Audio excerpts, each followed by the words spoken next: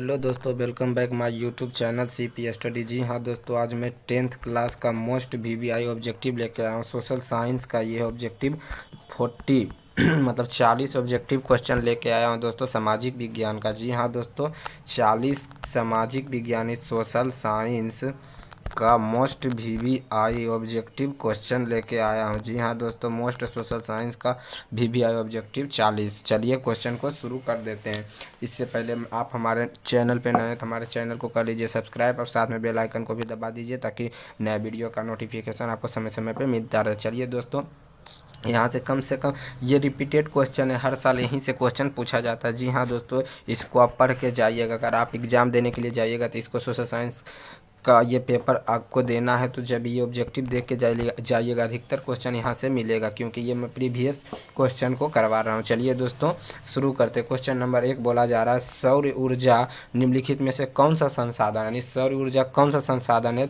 याद रखिएगा, सौर ऊर्जा पुनः पूर्ति योग्य संसाधन है। सौर ऊर्जा पुनः पूर्ति योग्य संसाधन है। क्वेश्चन नंबर 1 का राइट आंसर हो जाएगा ऑप्शन बी, पुनः पूर्ति योग्य। चलिए नेक्स्ट क्वेश्चन नंबर 2 पे चलते हैं। क्वेश्चन नंबर 2 बोला जा रहा है, डायरेक्ट रट लीजिएगा दोस्तों, क्योंकि एग्जाम में ज़्यादा दिन नहीं बचा। आप लोग जानते हो कि अभी 12th का एग्ज़ाम चल रहा है। 12th जैसे ही ख़त्म होगा आपको 10th का एग्ज़ाम शुरू हो जाएगा जो दोस्तों, इसीलिए कम से कम अभी पढ़ाई अब जी जान लगा के कीजिए। जी हाँ दोस्तों, चलिए क्वेश्चन नंबर 2 पे चलते हैं। क्वेश्चन नंबर 2 बोला जा रहा है, कोयला किस प्रकार का संसाधन है? तो याद रखिएगा दोस्तों, कोयला जो है वो नवीकरणीय संसाधन है। वो नवीकरणीय संसाधन है। जी हाँ दोस्तों, कोयला जो है वो नवीकरणीय संसाधन है। क्वेश्चन नंबर 2 का राइट आंसर हो जाएगा ऑप्शन बी, कोयला वो नवीकरणीय संसाधन है। नेक्स्ट क्वेश्चन बोला जा रहा है, क्वेश्चन नंबर 3 है, सोपान कृषि किस राज्य में प्रचलित है? तो याद रखिएगा दोस्तों, सोपान कृषि जो है उत्तराखंड में प्रचलित है। उत्तराखंड एक राज्य है। जी हाँ दोस्तों, उत्तराखंड एक राज्य है, वहाँ पे सोपान कृषि जो होता है, सोपान कृषि बहुत ही प्रचलित है। जी हाँ दोस्तों, क्वेश्चन नंबर 3 का राइट आंसर हो जाएगा option D, Uttarakhand. Next question number 4 बोला जा रहा है, बिहार में अति जल दोहन किस तत्व का संकेंद्रण बढ़ा है? मतलब बिहार में अति जल दोहन से किस तत्व का संकेंद्रण बढ़ा है? तो याद रखिएगा, फ्लोराइड का संकेंद्रण बढ़ा है। जी हाँ, फ्लोराइड एक तत्व है, उसका संकेंद्रण बढ़ गया। जी हाँ दोस्तों, याद रखिएगा, बिहार में अति जल दोहन यानी अति जल दोहन से किस तत्व का संकेंद्रण बढ़ा है? तो याद रखिएगा, फ्लोराइड। जी हाँ दोस्तों, फ्लोराइड। जी हाँ दोस्तों,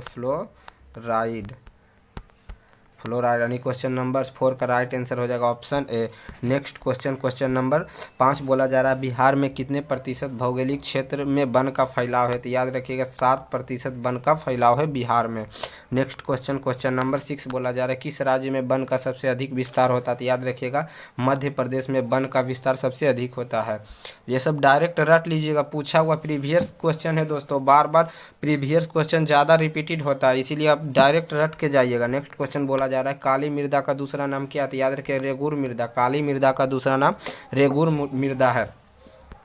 नेक्स्ट क्वेश्चन बोला जा रहा है, मरुस्थलीय मृदा का विस्तार निम्न में से कहा जाता है? यानी मरुस्थलीय मृदा का विस्तार निम्न में से कहाँ है? तो याद रखिएगा, राजस्थान में मरुस्थलीय मृदा का विस्तार है, राजस्थान।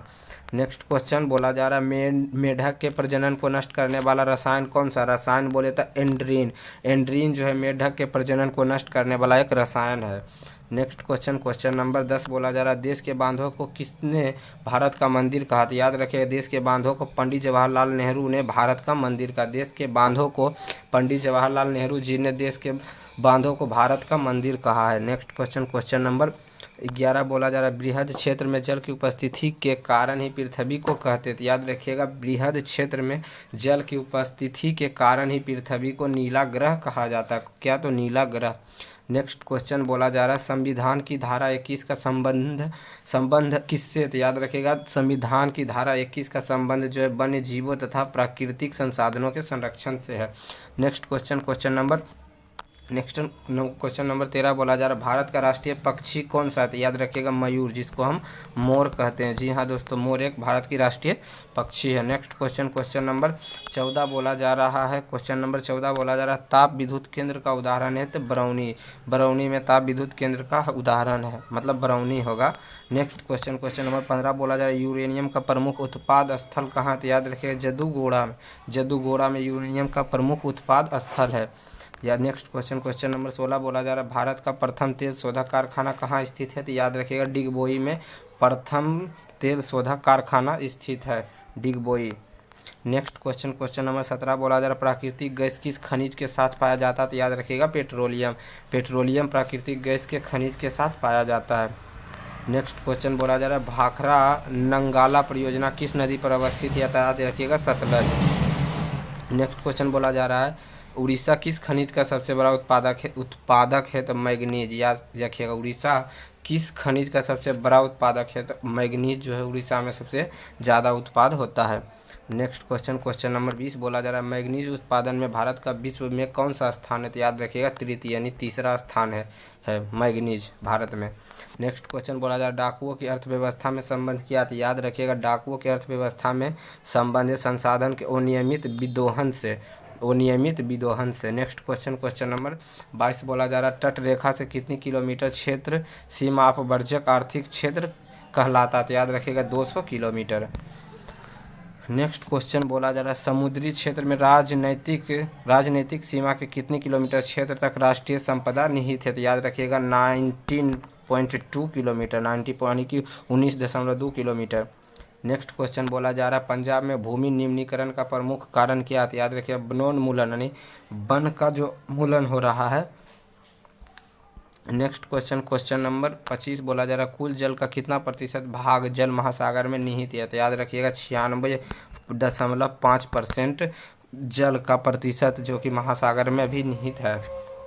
नेक्स्ट क्वेश्चन नंबर 26 बोला जा रहा है प्राणियों के शरीर में कितना प्रतिशत जल निहित है? तो याद रखिएगा 65% जल प्राणियों के शरीर में निहित है। नेक्स्ट क्वेश्चन नंबर 27 बोला जा रहा है भारत में 2001 में कितने प्रतिशत भौगोलिक क्षेत्र में वन का विस्तार हुआ था? तो याद रखिएगा 19.27 इतना प्रतिशत भौगोलिक क्षेत्र में वन का विस्तार हुआ था। नेक्स्ट क्वेश्चन नंबर 28 बोला जा रहा है वन स्थिति रिपोर्ट के अनुसार भारत में वन का विस्तार कितना है? तो याद रखिए भारत का विस्तार है 20.55 यानी 20.55% क्षेत्र में, यानी वन स्थित रिपोर्ट के अनुसार भारत में वन के विस्तार कितना है? तो याद रखिएगा 20.5 यानी 20.55% क्षेत्र में। नेक्स्ट क्वेश्चन नंबर 29 बोला जा रहा है किसने कहा मुद्रण ईश्वर की दी हुई महानतम देन है, सबसे बड़ा तोहफा है? तो याद रखिए मार्टिन लूथर जी ने कहे हैं कि ईश्वर मुद्रा जो है ईश्वर की दी हुई महानतम देन है और सबसे बड़ा तोहफा भी। तो याद रखिएगा किसने कहे थे? मार्टिन लूथर जी ने कहे थे। नेक्स्ट क्वेश्चन बोला जा रहा है रूसो कहाँ का दार्शनिक था? तो याद रखिएगा रूसो जो था फ्रांस का दार्शनिक था। नेक्स्ट क्वेश्चन नंबर 31 बोला जा रहा है विश्व में सर्वप्रथम मुद्रण की शुरुआत कहाँ हुई? तो याद रखिएगा चीन में सबसे पहले मुद्रा का शुरुआत हुआ।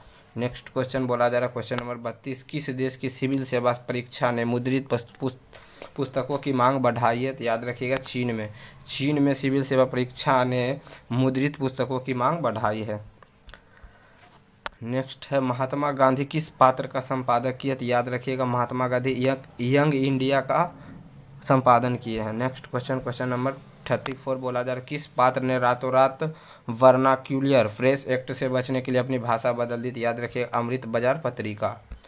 नेक्स्ट क्वेश्चन है 13वीं सदी में कितने ब्लॉक प्रिंटिंग के नमूने यूरोप में पहुंचाए गए थे?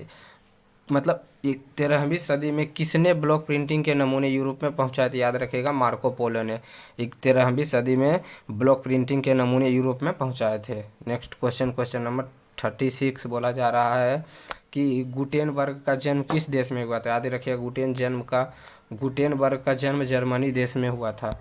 नेक्स्ट क्वेश्चन नंबर 37 बोला जा रहा है गुटेनबर्ग ने सर्वप्रथम किस पुस्तक की छपाई की? तो याद रखिएगा गुटेनबर्ग ने सर्वप्रथम बाइबिल पुस्तक की छपाई की। नेक्स्ट क्वेश्चन बोला जा रहा है इंग्लैंड में मुद्रण कला को पहुंचाने वाला कौन था? तो याद रखिएगा कैक्सटन ने इंग्लैंड में मुद्रण कला को पहुंचाने वाला था। याद नेक्स्ट क्वेश्चन बोला जा रहा है, विश्वव्यापी आर्थिक संकट किस वर्ष आरंभ हुआ? तो याद रखिए, विश्वव्यापी आर्थिक संकट 1929 में प्रारंभ हुआ था।